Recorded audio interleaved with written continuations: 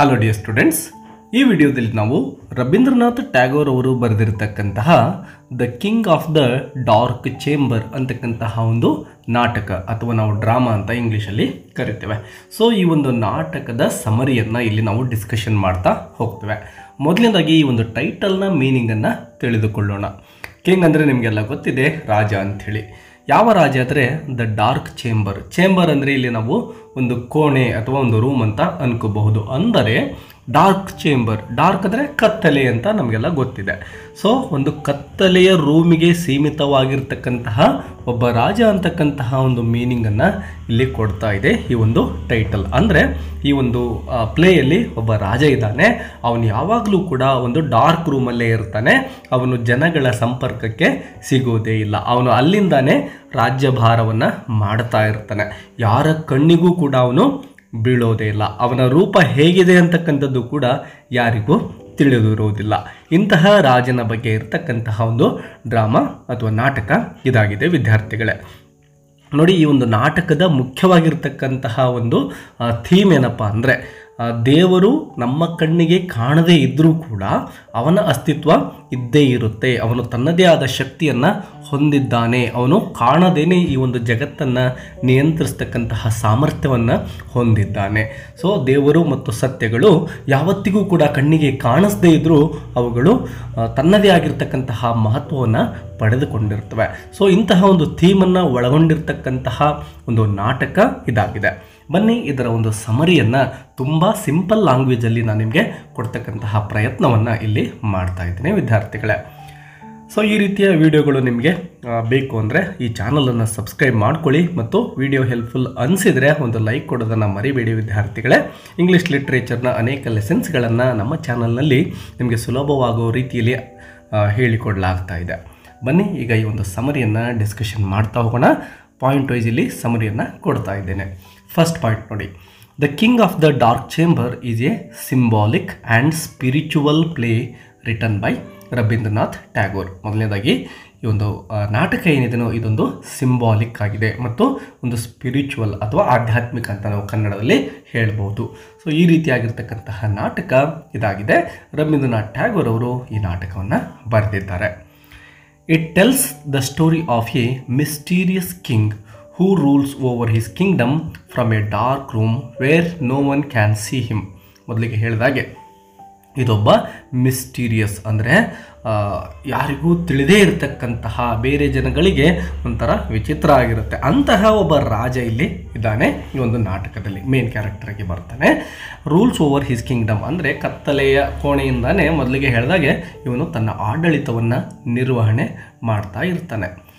Wear no one can see him, ಯಾರು ಕೂಡ ಇವನನ್ನು ನೋಡಲಿಕ್ಕೆ ಸಾಧ್ಯ ಆಗೋದಿಲ್ಲ, ಜನಗಳ ಕಣ್ಣಿಗೆ ಇವನು ಯಾವತ್ತಿಗೂ ಕೂಡ ಕಾಣಿಸಿಕೊಂಡಿರೋದಿಲ್ಲ. ಇಂತಹ ರಾಜನ ಬಗ್ಗೆ ನಾವು ಈ ಡ್ರಾಮಾದಲ್ಲಿ ನೋಡ್ತೇವೆ. The king represents a spiritual or divine power. ಯಾವ ರೀತಿ ದೇವರು ನಮ್ಮ ಕಣ್ಣಿಗೆ ಕಾಣಿಸುವುದಿಲ್ವೋ ಹಾಗೆ ಇಲ್ಲಿ ಬರ್ತಕ್ಕಂತಹ ರಾಜನು ಕೂಡ ಜನಗಳ ಕಣ್ಣಿಗೆ ಕಾಣಿಸೋದೇ ಇಲ್ಲ. And the play is about how people understand or fail to understand that power. ನೋಡಿ, ಈ ರೀತಿ ನಾವು ಒಂದು ಶಕ್ತಿ ಇದೆ, ಒಂದು ಡಿವೈನ್ ಪವರ್ ಇದೆ ಅಂತಕ್ಕಂಥದ್ದು ಕೆಲವೊಂದಿಷ್ಟು ಜನರು ನಂಬ್ತಾರೆ, ಅದನ್ನು ಅರ್ಥ ಮಾಡ್ಕೊಳ್ತಾರೆ, ಇನ್ನೊಂದಿಷ್ಟು ಜನ ಅದನ್ನು ಅರ್ಥ ಮಾಡ್ಕೊಳ್ಳೋದ್ರಲ್ಲಿ ಫೇಲ್ ಆಗ್ತಾರೆ. ಸೊ ಇಂತಹ ಥೀಮನ್ನು ಈ ಒಂದು ಡ್ರಾಮಾ ಒಳಗೊಂಡಿದೆ ವಿದ್ಯಾರ್ಥಿಗಳೇ. ಇನ್ನು ನೀವು ಚಿತ್ರದಲ್ಲಿ ಗಮನಿಸಬಹುದು, ಈ ಒಂದು ನಾಟಕದ ಬಹಳಷ್ಟು ಮುಖ್ಯವಾಗಿರ್ತಕ್ಕಂತಹ ಮೇನ್ ಕ್ಯಾರೆಕ್ಟರ್ ಅಂತ ಹೇಳ್ಬೋದು. ಇವರು ಯಾರು ಹಾಗಾದರೆ ಈ ಪಾಯಿಂಟಲ್ಲಿ ನಮಗೆ ಅರ್ಥ ಆಗುತ್ತೆ. The main character in the story is queen Sudarshana. Yes, ಈ ಒಂದು ನಾಟಕದ ಮುಖ್ಯವಾಗಿರ್ತಕ್ಕಂತಹ ಕ್ಯಾರೆಕ್ಟರ್ ಅಂತ ಹೇಳ್ಬೋದು ಕ್ವೀನ್ ಸುದರ್ಶನ ಅಂತಕ್ಕಂತಹ ಈ ರಾಣಿಯಾಗಿರ್ತಾಳೆ. Who is married to the king. Yes, ನಮ್ಮ ಡಾರ್ಕ್ ಚೇಂಬರ್ನ ರಾಜ ಏನಿದ್ದಾನಲ್ವ ಅವನ ಹೆಂಡತಿಯಾಗಿ ಮದುವೆಯಾಗಿ ಇವಳು ಬರ್ತಾಳೆ. She loves him but is also confused and frustrated because she has never seen his face. ನೋಡಿ, ಇಲ್ಲೊಂದು ವ್ಯಂಗ್ಯ ಇದೆ. ಏನಪ್ಪ ಅಂದರೆ ಅವಳು ಮದುವೆಯಾಗಿ ಏನು ಬರ್ತಾಳೆ, ತುಂಬ ಇವಳು ರಾಜನನ್ನು ಪ್ರೀತಿಸ್ತಾ ಇರ್ತಾಳೆ. She loves him a lot. But ಏನಾಗುತ್ತೆ, ಇವಳಿಗೆ ಒಂದು ಕನ್ಫ್ಯೂಷನ್ ಇದೆ. ಏನು ಕನ್ಫ್ಯೂಷನ್? ಯಾವತ್ತಿಗೂ ಕೂಡ ಆ ರಾಜ ಈ ರಾಣಿಯ ಕಣ್ಣಿಗೆ ಕಾಣಿಸ್ಕೊಳ್ಳೋದೇ ಇಲ್ಲ. ಅವನನ್ನು ನೋಡಬೇಕು ಅಂತಕ್ಕಂತಹ ಹಂಬಲ ಇವಳಿಗಿದ್ದರೂ ಕೂಡ ಇವಳ ಕಣ್ಣಿಗೆ ರಾಜ ಬೀಳುವುದಿಲ್ಲ. ಇದರಿಂದ ಅವಳಿಗೆ ಫ್ರಸ್ಟ್ರೇಟೆಡ್, ತುಂಬ ಹತಾಶೆ ಆಗುತ್ತೆ, ಬೇಸರ ಆಗುತ್ತೆ, ನೋವು ಕೂಡ ಆಗುತ್ತೆ. Because she has never seen his face, ಅವನ ಮುಖ ಹೇಗಿದೆ ಅಂತಕ್ಕಂಥದ್ದೇ ಅವಳಿಗೆ ಗೊತ್ತಿಲ್ವಲ್ಲ. ಹಾಗಾಗಿ ತುಂಬಾ ಹತಾಶೆಗೊಂಡ್ಬಿಡ್ತಾಳೆ ರಾಣಿ. ತನ್ನ ರಾಜನನ್ನು ನೋಡಬೇಕು ಅಂತಕ್ಕಂತಹ ಒಂದು ಆಸೆ ಇರೋದಿಲ್ವಾ, ಇದ್ದೇ ಇರುತ್ತೆ. ಬಟ್ ಆ ರಾಜ ಮಾತ್ರ ಮುಖವನ್ನು ತೋರಿಸ್ತಾ ಇಲ್ಲ. ಇದರಿಂದ ಅವಳಿಗೆ ಕನ್ಫ್ಯೂಸ್ ಆಗ್ತಾ ಇದೆ. He always appears in darkness, and although he talks to her and loves her, she cannot understand why he hides himself. ಯಾವಾಗಲೂ ಕೂಡ ರಾಜ ಇವಳ ಕಣ್ಣಿಗೆ ಬೀಳ್ತಕ್ಕಂಥದ್ದು ಕತ್ತಲೆಯಲ್ಲಿ ಮಾತ್ರ, ಡಾರ್ಕ್ನೆಸ್ಸಲ್ಲಿ. ಅವನು ತುಂಬ ಇವಳ ಜೊತೆ ಪ್ರೀತಿಯಿಂದನೇ ಮಾತನಾಡ್ತಾನೆ ಮತ್ತು ತುಂಬ ಪ್ರೀತಿಯಿಂದನೇ ಇವಳನ್ನು ನೋಡ್ಕೊಳ್ತಾ ಇರ್ತಾನೆ. ಬಟ್ ಹೇಗಿದ್ದಾನೆ ಅವನು ಅಂತಕ್ಕಂಥದ್ದು ಇವಳಿಗೆ ತಿಳಿಲಿಕ್ಕೆ ಸಾಧ್ಯನೇ ಆಗೋದಿಲ್ಲ. She cannot understand why he hides himself. ಯಾವ ಕಾರಣದಿಂದ ತನ್ನ ಗಂಡ ಅಥವಾ ರಾಜ ನನ್ನ ಕಣ್ಣಿಗೆ ಬೀಳ್ತಾ ಇಲ್ಲ ಮತ್ತು ಎಲ್ಲರಿಂದ ಯಾಕೆ ದೂರ ಇದ್ದಾನೆ ಅಂತಕ್ಕಂತಹ ಒಂದು ಪ್ರಶ್ನೆ ಇವಳ ಮನಸ್ಸಿನಲ್ಲಿ ಇರುತ್ತೆ. She begins to feel unhappy. ಬರ್ತಾ ಬರ್ತಾ ಏನಾಗುತ್ತೆ, ಇವಳಿಗೆ ರಾಜನ ಮೇಲೆ ಅಸಂತೋಷ ಅಥವಾ ದುಃಖ ಆಗುತ್ತೆ. And starts to doubt his love and his greatness. Yes, ರಾಜ ಏನು ತನ್ನನ್ನು ಪ್ರೀತಿಸ್ತಾ ಇದ್ದಾನೋ ಅದರ ಮೇಲೇ ಇವಳಿಗೆ ಡೌಟ್ ಬರ್ತಾ ಇದೆ. ರಾಜ ತನ್ನನ್ನು ನಿಜವಾಗಿ ಪ್ರೀತಿಸ್ತಾ ಇದ್ದಾನೋ ಇಲ್ವೋ ಅಂತಕ್ಕಂತಹ ಡೌಟ್ ಇವಳಿಗೆ ಕಾಡ್ತಾ ಇದೆ. ಅದರ ಜೊತೆಗೆ ಆ ಒಂದು ರಾಜನ ಗ್ರೇಟ್ನೆಸ್ ಏನಿತ್ತೋ, ಅವನೊಬ್ಬ ತುಂಬ ಮುಖ್ಯವಾದಂತಹ ವ್ಯಕ್ತಿ, ಹೌದು ಅಲ್ವೋ, ಅವನಿಗೆ ಅವನ ಜವಾಬ್ದಾರಿಗಳೇ ಗೊತ್ತಿಲ್ಲ ಅಂಥೇಳಿ ನಿಧಾನಕ್ಕೆ ಆ ರಾಜನ ಮೇಲೆ ಅಂದರೆ ತನ್ನ ಗಂಡನ ಮೇಲೆ ಇವಳಿಗೆ ಬೇಸರ ಉಂಟಾಗುತ್ತೆ. ಇದೇ ರೀತಿ ಅನೇಕ ದಿನಗಳು ಕಳೀತವೆ. ಇಂತಹ ಸಂದರ್ಭದಲ್ಲಿ ಒಂದು ಘಟನೆ ನಡೆಯುತ್ತೆ. ಅದೇನು ಅಂತ ನೆಕ್ಸ್ಟ್ ನೋಡ್ತೇವೆ. Many people around Har also do not understand the king. ಅನೇಕ ಜನಗಳು ಕೂಡ ಈ ರಾಣಿಗೆ ಯಾವ ರೀತಿ ತನ್ನ ಗಂಡನ ಬಗ್ಗೆ ಅನೇಕ ಪ್ರಶ್ನೆಗಳು ಇದ್ವೋ, ಅವನ ಸಾಮರ್ಥ್ಯದ ಬಗ್ಗೆ ಅಪನಂಬಿಕೆ ಇತ್ತೋ, ಅದೇ ರೀತಿ ಜನಗಳು ಕೂಡ ಡೌಟ್ ಪಡ್ತಾ ಇದ್ರು.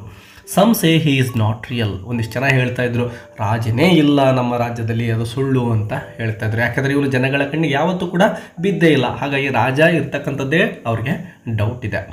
While others think he is hiding because he is not beautiful.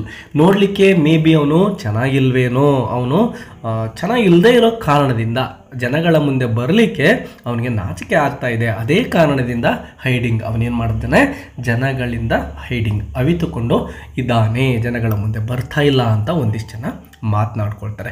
ಹೀಗೆ ಜನಗಳು ತಮ್ಮದೇ ಆಗಿರ್ತಕ್ಕಂತಹ ರೀತಿಯಲ್ಲಿ ಚಿಂತೆಯನ್ನು ಮಾಡ್ತಾರೆ ಆ ರಾಜನ ಬಗ್ಗೆ. ಇಂತಹ ಸಂದರ್ಭದಲ್ಲಿ ಒಂದು ಈವೆಂಟ್ ನಡೆಯುತ್ತೆ. ಅದೇನಪ್ಪ ಅಂದರೆ, one day a proud and flashy king named Ranjit from another kingdom tries to win over Sudarshana. ಮತ್ತೊಂದು ರಾಜ್ಯದ ರಾಜನಾಗಿರ್ತಕ್ಕಂತಹ ರಂಜಿತ್ ಅಂತಕ್ಕಂತಹ ಮತ್ತೊಬ್ಬ ರಾಜ ಏನು ಮಾಡ್ತಾನೆ, ಈ ಒಂದು ರಾಣಿ ಏನಿದ್ಲಲ್ವಾ ಸುದರ್ಶನ, ಅವಳ ಮನಸ್ಸನ್ನು ಗೆಲ್ಲಬೇಕು ಅಂಥೇಳಿ ಅಂದ್ಕೊಂಡಿರ್ತಾನೆ. ಅವನಿಗೆ ತನ್ನ ಒಂದು ಏನು ಅಂದರೆ ಹೆಸರಿರ್ಬೋದು, ಅವನ ಒಂದು ಗರ್ವ ಇರ್ಬೋದು, ಫ್ಲ್ಯಾಶಿ ಅಂದರೆ ಒಂಥರ ತೋರ್ಪಡಿಕೆ ಅಂತ ನಾವು ಹೇಳ್ಬೋದು, ತುಂಬ ಅಟ್ರಾಕ್ಟಿವ್ ಆಗಿರ್ತಾನೆ ಅಂತಲೇ ಹೇಳ್ಬೋದು. ಸೊ ಇವನೇನು ಮಾಡ್ತಾನೆ, ಆ ಒಂದು ರಾಣಿಯ ಮನಸ್ಸನ್ನು, ಸುದರ್ಶನಳ ಮನಸ್ಸನ್ನು ಗೆಲ್ಲಲಿಕ್ಕೆ ಪ್ರಯತ್ನವನ್ನು ಮಾಡ್ತಾನೆ. ಅವನು ನೋಡಿ ಏನು ಮಾಡ್ತಾನೆ, he promises her a life full of beauty, riches and glory. Yes, ನಿನ್ನನ್ನು ತುಂಬ ಸಂತೋಷದಿಂದ ಇರುವ ಹಾಗೆ ನಾನು ನೋಡ್ಕೊಳ್ತೇನೆ, ಮತ್ತು ರಿಚಸ್ ಅಂದರೆ ಶ್ರೀಮಂತಿಕೆಯಿಂದ ನೀನು ಬದುಕಬಹುದು, ವೈಭವಯುತವಾಗಿ, ಗ್ಲೋರಿ ಅಂದರೆ ವೈಭವ ಅಂತೇಳಿ, ವೈಭವಯುತವಾಗಿ ಒಬ್ಬ ಮಹಾರಾಣಿ ಥರ ನೀನು ಬದುಕಬಹುದು. ಈ ಒಂದು ಕತ್ತಲೆಯ ಕೋಣೆಯಲ್ಲಿರ್ತಕ್ಕಂತಹ ಡಾರ್ಕ್ ಚೇಂಬರಲ್ಲಿರ್ತಕ್ಕಂತಹ ರಾಜನ ಜೊತೆ ನಿನಗೆ ಯಾವುದೇ ಸುಖ ಸಿಗೋದಿಲ್ಲ, ಹಾಗಾಗಿ ನನ್ನ ಜೊತೆ ಬಾ ಅಂತಕ್ಕಂತಹ ಆಮಿಷಗಳನ್ನು ಅವನು ಕೊಡ್ತಾ ಇದ್ದಾನೆ ರಂಜಿತ್ ಅಂತಕ್ಕಂತಹ ಬೇರೊಬ್ಬ ರಾಜ. ಸೊ ಏನಾಗುತ್ತೆ, Ranjit is everything the dark king is not. ನೋಡಿ, ಕಂಪ್ಲೀಟಾಗಿ ಆ ಡಾರ್ಕ್ ಚೇಂಬರ್ನ ಕಿಂಗ್ ಏನಿದಾನೋ ಅದಕ್ಕೆ ತದ್ವಿರುದ್ಧವಾಗಿರ್ತಕ್ಕಂತಹ ವ್ಯಕ್ತಿ ರಂಜಿತ್ ಆಗಿದ್ದಾನೆ. ಯಾಕೆಂದರೆ ಇವನು ಎಲ್ಲ ಕಡೆ ತೋರ್ಪಡಿಸ್ಕೊಳ್ತಾನೆ, ತನ್ನ ಬಗ್ಗೆ ಅವನಿಗೆ ಅಪಾರವಾಗಿರ್ತಕ್ಕಂತಹ ಹೆಮ್ಮೆ ಗರ್ವಗಳಿರ್ತವೆ. ಆದರೆ ನಮ್ಮ ಡಾರ್ಕ್ ಚೇಂಬರಲ್ಲಿರ್ತಕ್ಕಂತಹ ಕಿಂಗ್ ಯಾವತ್ತೂ ಕೂಡ ಹೊರಗಡೆ ಬಂದವನೇ ಅಲ್ಲ. ಹೀ ಈಸ್ ವಿಸಿಬಲ್, ಎಲ್ಲರಿಗೂ ಕಾಣಿಸ್ಕೊಳ್ತಾ ಇದ್ದಾನೆ ರಂಜಿತ್. ಪ್ರೌಡ್, ತುಂಬ ಇವನಿಗೆ ಹೆಮ್ಮೆ ಇದೆ. ಶೋವಿ ಅಂದರೆ ತೋರ್ಪಡಿಕೆ ಮಾಡ್ಕೊಳ್ಳೋದು, ಬೇರೆಯವ್ರ ಮುಂದೆ ತೋರಿಸ್ಕೊಳ್ಳೋದು ಅಂಥೇಳಿ. ಸೊ ಈ ಎಲ್ಲ ಗುಣಗಳಿದ್ದಾವೆ. ಬಟ್ ರಾಜ ಏನು ಚೇಂಬರ್ ಇದನ್ನೆಲ್ಲ ಡಾರ್ಕ್ ಚೇಂಬರ್, ಅವನಿಗೆ ಇದು ಯಾವುದೂ ಗುಣ ಇರಲಿಲ್ಲ. Sudarshana becomes tempted. ಇದರಿಂದ ಆ ಒಂದು ರಾಣಿ ಏನಿದ್ಲಲ್ಲ ಸುದರ್ಶನ ತುಂಬಾ ಟೆಂಪ್ಟ್ ಆಗ್ತಾಳೆ, ಅಂದರೆ ಆಕರ್ಷಿತಳಾಗ್ತಾಳೆ ರಂಜಿತ್ ಕಡೆ. And leaves her king to go with Ranjit. ಹಾಗಾಗಿ ತನ್ನ ಒಂದು ಡಾರ್ಕ್ ಚೇಂಬರ್ ಕಿಂಗ್ ಏನಿದಾನೋ ಅವನನ್ನೇ ಅವಳು ತ್ಯಜಿಸಿಬಿಟ್ಟು ರಂಜಿತ್ ಜೊತೆ ಹೊರಳಿಕೆ ಸಿದ್ಧಳಾಗ್ತಾಳೆ ಮತ್ತು ಅವನ ಜೊತೆ ಹೋಗ್ತಾಳೆ ಕೂಡ. But soon Sudarshana realises that Ranjit's world is empty. ಸ್ವಲ್ಪ ದಿನ ಆ ರಂಜಿತ್ ಜೊತೆ ಸುದರ್ಶನ ಸಮಯವನ್ನು ಕಳೀತಾಳೆ. ಹಾಗೆ ಬರ್ತಾ ಬರ್ತಾ ಅವಳಿಗೆ ಅನೇಕ ವಿಷಯಗಳು ಅರ್ಥ ಆಗ್ತಾ ಹೋಗ್ತವೆ. ಈ ರಂಜಿತ್ನ ಜಗತ್ತೇನಿದೆನೋ, ರಂಜಿತ್ ವರ್ಲ್ಡ್ ಈಸ್ ಎಂಟಿ, ಖಾಲಿಯಾಗಿದೆ, ಇಲ್ಲಿ ಏನೂ ಇಲ್ಲ ಅಂತಕ್ಕಂಥದ್ದು ಅರ್ಥ ಆಗುತ್ತೆ. Everything he shows is on the surface. ಕೇವಲ ಮೇಲ್ನೋಟಕ್ಕೆ ಮಾತ್ರ ತೋರ್ಪಡಿಕೆಯಾಗಿದೆ ಈ ರಂಜಿತ್ನದು, ಅದರಲ್ಲಿ ಯಾವುದೇ ತಿರುಳು ಇಲ್ಲ ಅಂಥೇಳಿ ಅರ್ಥ ಮಾಡ್ಕೊಳ್ತಾಳೆ ರಾಣಿ. He does not care about love or truth. ಅವನಿಗೆ ನಿಜವಾದ ಪ್ರೀತಿಯ ಬಗ್ಗೆ ಬೆಲೆನೇ ಇಲ್ಲ, ಅದರ ಜೊತೆಗೆ ಸತ್ಯದ ಮೇಲೇನು ಕೂಡ ಅವನಿಗೆ ನಂಬಿಕೆ ಇಲ್ಲ. Only about power and appearance. ಕೇವಲ ಪವರ್ ಅಂದರೆ ಅಧಿಕಾರ ಅಂತ ನಾವು ಹೇಳ್ಬೋದು. ಆ ರಂಜಿತ್ಗೆ ಅಧಿಕಾರ ಮತ್ತು ತಾನು ತುಂಬ ಚೆನ್ನಾಗಿ ತೋರ್ಪಡಿಕೆ ಮಾಡಿಕೊಳ್ಳಬೇಕು ಜನಗಳ ಮುಂದೆ, ಇಷ್ಟನ್ನು ಬಿಟ್ಟರೆ ಅಲ್ಲಿ ಯಾವುದೇ ಸತ್ಯದ ತಿರುಳು ಇರಲಿಲ್ಲ. Sudarshana becomes unhappy. ಇದರಿಂದ ಸುದರ್ಶನಳಿಗೆ ಸ್ವಲ್ಪ ದಿನ ಆದಮೇಲೆ ಆ ರಂಜಿತ್ ಮೇಲೆ ಅಸಂತೋಷ ಮೂಡುತ್ತೆ. And regrets her decision. Regrets ಅಂದರೆ ಪಶ್ಚಾತ್ತಾಪ ಪಡೋದು ಅಂತೇಳಿ. ಈಗ ಡಾರ್ಕ್ ಚೇಂಬರ್ ಕಿಂಗನ್ನು ಏನು ಬಿಟ್ಟು ಬಂದಿರ್ತಾಳಲ್ವ, ಹಾಗಾಗಿ ಇವಳ ಮನಸ್ಸಿಗೆ ನೋವಾಗುತ್ತೆ, ನಾನು ಆ ರೀತಿ ಬಿಟ್ಟು ಬರಬಾರ್ದಾಗಿತ್ತು ಅಂಥೇಳಿ ಅಂದ್ಕೊಳ್ತಾಳೆ. To leave her king. She now understands that her true king. ಈಗ ನಿಜವಾಗ್ಲೂ ತನ್ನ ರಾಜ ಏನಿದ್ನಲ್ಲ ಅವನ ಬಗ್ಗೆ ಇವಳಿಗೆ ಪ್ರೀತಿ ಮೂಡ್ತಾ ಇದೆ, ಅವನನ್ನು ಅರ್ಥ ಮಾಡ್ಕೊಳ್ತಕ್ಕಂತಹ ಪ್ರಯತ್ನವನ್ನು ಮಾಡ್ತಾಳೆ. ಆ ರಾಜನೇ ನಿಜವಾಗಿರ್ತಕ್ಕಂಥವನು ಅಂತೇಳಿ ಅರ್ಥ ಆಗುತ್ತೆ. ದೋ invisible and mysterious loved Har deeply and guided Har with care.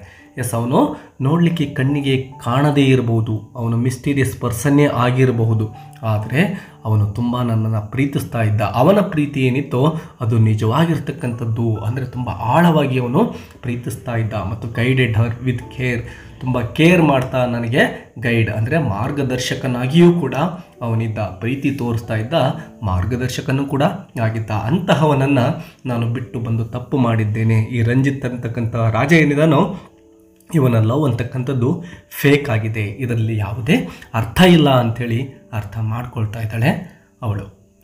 She decides to return to her king. ತಾನು ಮತ್ತೆ ತನ್ನ ರಾಜನ ಬಳಿಗೆ ವಾಪಸ್ ಬರಬೇಕು ಅಂಥೇಳಿ ಸುದರ್ಶನ ಅಂದ್ಕೊಳ್ತಾಳೆ. This time she does not ask to see him. ಈ ಸಮಯದಲ್ಲಿ ಅವಳು ಅಂದ್ಕೊಳ್ತಾಳೆ, ಇನ್ನು ಮೇಲೆ ನಾನು ರಾಜನನ್ನು ನೋಡ್ತಕ್ಕಂತಹ ಅವಶ್ಯಕತೆಯೇ ಇಲ್ಲ ಅಂತ ಅಂದ್ಕೊಳ್ತಾಳೆ. ಅಂದರೆ ಮೊದಲಿಗೆ ರಾಜ ತನ್ನ ಕಣ್ಣಿಗೆ ಕಾಣಲೇಬೇಕು ಅಂತಕ್ಕಂತಹ ಹಂಬಲ ಇವಳಲ್ಲಿ ಇತ್ತು, ಆದರೆ ಈಗ ಆ ತವಕ ಇಲ್ಲ. ಅವನು ಕಣ್ಣಿಗೆ ಬೀಳದೇ ಇದ್ರೂ ಪರವಾಗಿಲ್ಲ, ಅವನ ಪ್ರೀತಿ ನಿಜವಾಗಿರ್ತಕ್ಕಂಥದ್ದು, ಅವನ ಜೊತೆ ನಾನು ಬಾಳಬೇಕು ಅಂತ ಅಂದ್ಕೊಳ್ತಾ ಇದ್ದಾಳೆ.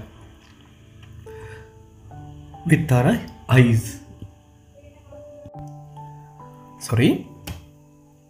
To see him with her eyes ಅಂದರೆ ಕಣ್ಣಿಗೆ ಕಾಣದೇ ಇದ್ದರೂ ಪರವಾಗಿಲ್ಲ ಅಂತ ಅಂದ್ಕೊಳ್ತಾಳೆ. Instead she is ready to accept him with her heart and soul. ತನ್ನ ಒಂದು ಹೃದಯ ಪೂರ್ವಕವಾಗಿ ಅಂದರೆ ಮನಸ್ಪೂರ್ವಕವಾಗಿ ಅವನನ್ನು ಪ್ರೀತಿಸಲಿಕ್ಕೆ ಇವಳು ನಿರ್ಧಾರವನ್ನು ಮಾಡ್ತಾ ಇದ್ದಾಳೆ. ಆ ರಾಜನನ್ನು ಆಕ್ಸೆಪ್ಟ್ ಮಾಡ್ಕೊಳ್ಳೋಕ್ಕೆ ರೆಡಿ ಇದ್ದಾಳೆ. She enters his dark chamber no longer afraid. ಈಗ ಅವಳು ರಾಜ ಏನು ಡಾರ್ಕ್ ಚೇಂಬರ್ ಒಳಗಡೆ ಇದ್ನಲ್ಲ ಅಲ್ಲಿ ಧೈರ್ಯದಿಂದಾನೇ ಹೋಗಲಿಕ್ಕೆ ರೆಡಿ ಇದ್ದಾಳೆ. ಅಫ್ರೈಡ್ ಅಂದರೆ ಭಯ ಅಂತ, ಅಂದರೆ ಯಾವುದೇ ಭಯವಿಲ್ಲದೇ ಆ ಒಂದು ರಾಜನ ಬಳಿ ಹೋಗ್ತಾ ಇದ್ದಾಳೆ. And feels his presence. ಯಾವಾಗಲೂ ಕೂಡ ಅವನು ನನ್ನ ಜೊತೆನೇ ಇದ್ದಾನೆ ಅಂತಕ್ಕಂಥದ್ದು ಫೀಲ್ ಆಗ್ತಾ ಇದೆ. ದೋ she still can not C him with her ice, she now feels spiritually United with him. ಈಗ ಅವಳು ಅವನನ್ನು ನೋಡದೇ ಇದ್ದರೂ ಕೂಡ ಸ್ಪಿರಿಚುವಲಿ ಆಧ್ಯಾತ್ಮಿಕವಾಗಿ ಅವನ ಜೊತೆ ಯಾವತ್ತೂ ಕೂಡ ನಾನು ಇದ್ದೇನೆ, ಅಂದರೆ ನಾವಿಬ್ಬರೂ ಕೂಡ ಜೊತೆಲೇ ಇದ್ದೇವೆ ಅಂತಕ್ಕಂತಹ ಫೀಲ್ ಅವಳಿಗೆ ಆಗ್ತಾ ಇದೆ. The darkness is no longer frightening. ಕತ್ತಲು ಅಂದರೆ ರಾಜನನ್ನು ಮೊದಲಿಗೆ ಏನು ಕತ್ತಲಲ್ಲಿ ನೋಡಿದಾಗ ಇವಳಿಗೆ ಭಯ ಆಗ್ತಾ ಇತ್ತು, ಇವನು ಹೇಗಿದ್ದಾನೋ ಏನೋ, ಇವನಿಗೆ ಪ್ರೀತಿ ನಿಜಾನೋ ಸುಳ್ಳೋ ಡೌಟ್ ಇತ್ತು. ಬಟ್ ಈಗ ಅದಿಲ್ಲ, ಧೈರ್ಯವಾಗಿಯೇ ಅವನ ಜೊತೆ ಇದ್ದಾಳೆ. Because Har heart is full of faith and love. ಈಗ ಅವನ ಮೇಲೆ ಸಂಪೂರ್ಣವಾಗಿರ್ತಕ್ಕಂತಹ ಫೇತ್ ಅಂದರೆ ನಂಬಿಕೆ ಬಂದಿದೆ ಮತ್ತು ನಿಜವಾಗಿರ್ತಕ್ಕಂತಹ ಪ್ರೀತಿ ಈಗ ಬಂದಿರುತ್ತೆ ಅವಳಿಗೆ. The play ends with Sudarshana reaching a deeper understanding of her king. ಈ ಒಂದು ನಾಟಕದ ಮುಕ್ತಾಯ ಭಾಗದಲ್ಲಿ ಸುದರ್ಶನ ಏನು ರಾಣಿ ಇದ್ದಾಳೋ ಸಂಪೂರ್ಣವಾಗಿ ಈಗ ಆ ಒಂದು ಡಾರ್ಕ್ ಚೇಂಬರ್ನ ರಾಜನನ್ನು ಅರ್ಥ ಮಾಡ್ಕೊಂಡಿದ್ದಾಳೆ. She learns that true love and divinity are not always seen with the eyes but felt with the heart. ನಿಜವಾಗಿರ್ತಕ್ಕಂತಹ ಡಿವೈನಿಟಿ ಅಂದರೆ ಒಂದು ದೈವ ಪ್ರಜ್ಞೆ ಅಂತ ನಾವು ಹೇಳ್ಬೋದು. ಅದು ಯಾವತ್ತೂ ಕೂಡ ಕಣ್ಣಿಗೆ ಕಾಣಿಸದೇ ಇದ್ದರೂ ಕೂಡ ಅದರ ಒಂದು ಪ್ರೆಸೆನ್ಸ್ ಇದ್ದೇ ಇರುತ್ತೆ. ಅದನ್ನು ನಾವು ಹೃದಯದಿಂದ ಫೀಲ್ ಮಾಡಬೇಕು ಅಂತೇಳಿ ಅವಳು ಅರ್ಥ ಮಾಡ್ಕೊಳ್ತಾಳೆ. ಮತ್ತು ಈ ಒಂದು ನಾಟಕದ ಒಂದು ಮೆಸೇಜ್ ಕೂಡ ಅದೇ ಆಗಿರುತ್ತೆ. The darkness of the king's room is a symbol of the mystery of the divine. Yes, ಆ ಒಂದು ರಾಜನ ಕೋಣೆಯಲ್ಲಿರ್ತಕ್ಕಂತಹ ಕತ್ತಲು ಏನಿತ್ತೋ ಅದೊಂದು ಸಿಂಬಾಲ್ ಆಗಿದೆ. ಯಾವುದರ ಸಿಂಬಾಲ್ ಅಂದರೆ ಮಿಸ್ಟ್ರಿ ಆಫ್ ದ ಡಿವೈನ್ ಆಗಿದೆ. Which cannot always be understood. ಅದನ್ನು ಯಾವಾಗಲೂ ಕೂಡ ನಾವು ಅರ್ಥ ಮಾಡ್ಕೊಳ್ಳಿಕ್ಕೆ ಆಗೋದಿಲ್ಲ, ಅದನ್ನು ಎಕ್ಸ್ಪ್ಲೇನ್ ಮಾಡಲಿಕ್ಕೂ ಕೂಡ ಸಾಧ್ಯ ಆಗೋದಿಲ್ಲ. But must be accepted through faith and devotion. ಅದನ್ನು ನಾವು ನಂಬಿಕೆಯನ್ನು ಇಡಬೇಕು ಅದರಲ್ಲಿ. ಅಂದರೆ ದೇವರ ಅಸ್ತಿತ್ವದಲ್ಲಿ ನಾವು ನಂಬಿಕೆಯನ್ನು ಇಡಬೇಕು. ದೈವ ಪ್ರಜ್ಞೆ ಎಲ್ಲರಲ್ಲೂ ಕೂಡ ಇರಬೇಕು. ಅದು ಆ ಒಂದು ಮಿಸ್ಟರಿ ಪವರ್ ಏನಿದೆನೋ, ಡಿವೈನ್ ಪವರ್ ಏನಿದೆನೋ ಖಂಡಿತವಾಗಲೂ ಇದ್ದೇ ಇದೆ. ಅದು ಕಣ್ಣಿಗೆ ಕಾಣದೇ ಇದ್ದರೂ, ಆ ರಾಜ ಡಾರ್ಕ್ ಚೇಂಬರಲ್ಲಿ ಇದ್ದರೂ ಕೂಡ ತನ್ನ ರಾಜ್ಯಾಡಳಿತವನ್ನು ನಿರ್ವಹಿಸ್ತಾ ಇದ್ದ. ಅದೇ ರೀತಿ ದೇವರು ಕೂಡ ಕಣ್ಣಿಗೆ ಕಾಣಿಸ್ದೇ ಇದ್ದರೂ ಅವನ ಒಂದು ಪವರ್ ಏನಿದೆನೋ ಜಗತ್ತನ್ನು ನಿಯಂತ್ರಣ ಮಾಡುತ್ತೆ ಅಂತಕ್ಕಂತಹ ಒಂದು ಮೆಸೇಜನ್ನು ಕೊಡ್ತಾ ಇದ್ದಾರೆ ನಮ್ಮ ಪೊಯೆಟ್. ಇನ್ನು ಮೇನ್ ಮೆಸೇಜ್ ಆಫ್ ದ ಡ್ರಾಮಾವನ್ನು ನೋಡಿ. The play teaches us that God or truth may not always be visible. Yes, ದೇವರು ಇರ್ಬೋದು, ಸತ್ಯ ಇರ್ಬೋದು, ಇವು ಯಾವತ್ತೂ ಕೂಡ ನಮ್ಮ ಕಣ್ಣಿಗೆ ಕಾಣಿಸ್ಲೇಬೇಕು ಅಂತ ಏನೂ ಇಲ್ಲ. But they are real and powerful. ಕಣ್ಣಿಗೆ ಕಾಣದೇ ಇದ್ದರೂ ಅವು ರಿಯಲ್ ಆಗಿದ್ದಾವೆ, ಅಂದರೆ ನಿಜ ಆಗಿದ್ದಾವೆ ಮತ್ತು ಪವರ್ಫುಲ್, ಶಕ್ತಿಶಾಲಿಯಾಗಿರ್ತವೆ. We must look within our selves. Yes, ನಮ್ಮ ಅಂತರಾತ್ಮವನ್ನು ನಾವು ಅವಲೋಕನ ಮಾಡಿಕೊಳ್ಳಬೇಕಾಗುತ್ತೆ ಅಂತ ಪೋಯೆಟ್ ಹೇಳ್ತಾ ಇದ್ದಾರೆ, ರೈಟರ್ ಹೇಳ್ತಾ ಇದ್ದಾರೆ. Not outside. ಇದನ್ನು ನಾವು ಹೊರಗಡೆ ಜಗತ್ತಿನಲ್ಲಿ ಹುಡುಕೋ ಹಾಗಿಲ್ಲ, ನಮ್ಮಲ್ಲೇ ಹುಡುಕಿಕೊಳ್ಳಬೇಕು. ಅಂದರೆ ಈ ಒಂದು ದೈವಿಕ ಶಕ್ತಿಯನ್ನು ನಾವು ಅರ್ಥ ಮಾಡ್ಕೋಬೇಕಾಗುತ್ತೆ. ಇದನ್ನು ಯಾರೋ ಬಂದು ಅರ್ಥ ಮಾಡಿಸ್ತಕ್ಕಂಥದ್ದು ಸಾಧ್ಯ ಇಲ್ಲ. To find them it shows the journey of the soul from doubt to faith. ಮನುಷ್ಯನ ಜೀವನ ಡೌಟಿಂದ, ಅಂದರೆ ಸಂದೇಹದಿಂದ ನಂಬಿಕೆಯೆಡೆಗೆ ಸಾಗ್ತಾ ಹೋಗುತ್ತೆ. From outer beauty to inner truth. Yes, ಕಣ್ಣಿಗೆ ಕಾಣಿಸ್ತಕ್ಕಂತಹ ಬ್ಯೂಟಿಯಿಂದ ಇನ್ನರ್ ಟ್ರುತ್ ಆ ಕಡೆ ನಮ್ಮ ಪ್ರಯಾಣ ಸಾಗ್ತಾ ಇರುತ್ತೆ. And from separation to spiritual union. ನೋಡಿ, ಸೆಪ್ರೇಷನ್ ಅಂದರೆ ದೂರ ಹೋಗ್ತಕ್ಕಂಥದ್ದು. ಯಾವ ರೀತಿ ರಾಣಿ ರಾಜನನ್ನು ಬಿಟ್ಟು ದೂರ ಹೋಗ್ತಾಳೆ, ಬಟ್ ಹೋಗ್ತಾ ಹೋಗ್ತಾ ಅವಳಿಗೆ ಅರ್ಥ ಆಗುತ್ತೆ ಯಾವುದು ಸತ್ಯ ಅಂತಕ್ಕಂಥದ್ದು. ಹಾಗಾಗಿ ಅವಳು ಏನು ಮಾಡ್ತಾಳೆ, ಮತ್ತೆ ತನ್ನ ರಾಜನ ಬಳಿಗೆ ವಾಪಸ್ ಬರ್ತಾಳೆ. ಅದನ್ನೇ ಇಲ್ಲಿ ನಾವು ಸ್ಪಿರಿಚುವಲ್ ಯೂನಿಯನ್ ಅಂತ ಹೇಳ್ಬೋದಾಗಿದೆ. ಸೊ ಡಿಯರ್ ಸ್ಟೂಡೆಂಟ್ಸ್, ಈ ಒಂದು ಸ್ಟೋರಿ ಸಮರಿ ನಿಮಗೆ ಇಷ್ಟ ಆಗಿದೆ ಅಂತ ಅಂದ್ಕೊಂಡಿದ್ದೇನೆ. ಒಂದು ಲೈಕ್ ಕೊಡೋದನ್ನು ಮರಿಬೇಡಿ.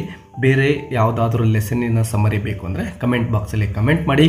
ಮತ್ತು ವಿಡಿಯೋ ಹೆಲ್ಪ್ಫುಲ್ ಅನಿಸಿದರೆ ಒಂದು ಯೂಸ್ಫುಲ್ ಅಂತಕ್ಕಂತಹ ಒಂದು ಮೆಸೇಜನ್ನು ಮಾಡೋದನ್ನು ಮರಿಬೇಡಿ ವಿದ್ಯಾರ್ಥಿಗಳೇ. ಮತ್ತೆ ಸಿಗೋಣ. Take care and keep learning. All the best.